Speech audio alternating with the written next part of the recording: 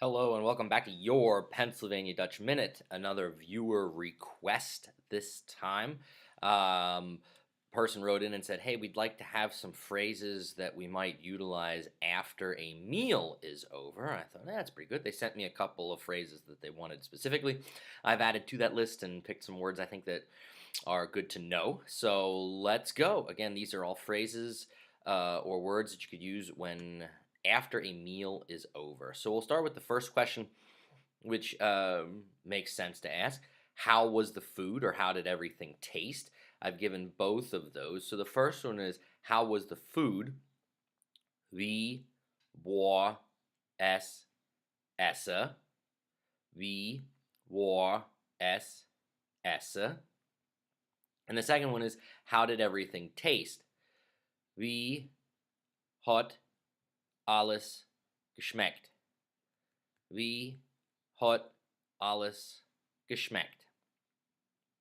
And in response to that, we'll hope that the meal was good. I'm only giving positive answers here.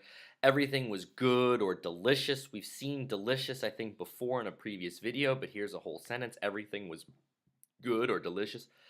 Alles war ganz gut or appeditlich.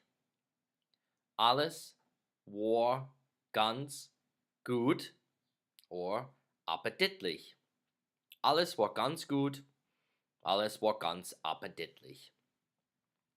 What is often my case is I eat too much. So if you want to say that I ate too much, past tense, ich hab zu viel gesse.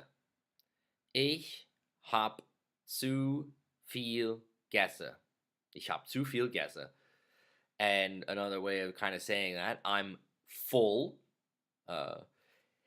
Two different words. We're looking at this. What I heard growing up, most people in my family would just say, ich bin voll. Ich bin voll.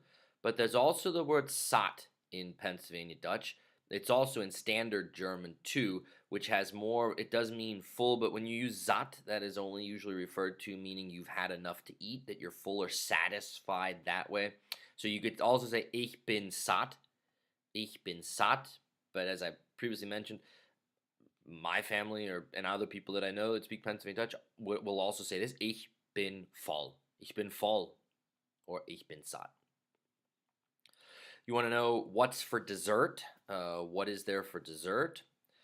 Was gäb's für Nochesse? Was gäb's für Nochesse? Was gäb's für Nochesse? And now, you might not, well, I'm going in a little bit of different direction. Think about it, after you eat, there are usually three things that can physically happen to you. We'll start with the first one, the word for heartburn. Maybe the food isn't sitting right with you. So the word for heartburn is Sodbrenne. Sodbrenne. And you would say that you have that. So if you want to say, oh, I have heartburn, we know how to conjugate the verb habe. Ich hab Sodbrenne. Ich hab Sodbrenne. Something else that happens sometimes after you eat is you burp or belch. And the verb for that is rülpse. Rülpse. Okay, so it's a regular verb, just conjugate it normally. And then, yes, I have to leave on a good note. Maybe you have gas. There's two words. I chose the two nouns. So the first one, der or da Schtinker. Schtinker usually is used to refer to a silent fart. Da Stinker. This is also the word I use with my kids all the time, saying, who farted or did you fart? And we always giggle about it. Yeah, Schtinker. And then the other one that usually has sound, da Fatz. Da Fatz und da Stinker. So there are some fun words to play with there at the end too. Hey, we're all human. It happens. Thanks for those ideas. The person that sent those in, it was a good little bit of phrases and words to utilize and practice your Pennsylvania Dutch. If you have an idea for a future video, well, you got to email me. My email address is at the end of this video. As you can tell, I'm not afraid to tackle any subject.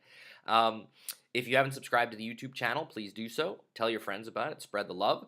And also follow me on social media. I'm on Facebook and a lot of the Pennsylvania Dutch groups that are on there. I think I did a video previously about that. It's a great place to go and practice your Pennsylvania Dutch with other people that are learning. There are also native speakers in a lot of those groups that can answer questions for you. And if you join those groups, you'll quickly realize that the conversation is usually very educational and helpful. You'll be, with like-minded people, people that are trying to learn Pennsylvania Dutch, that are practicing, and it's just a great place for community as well. So until next time, practice your Pennsylvania Dutch, and max goed. That's good.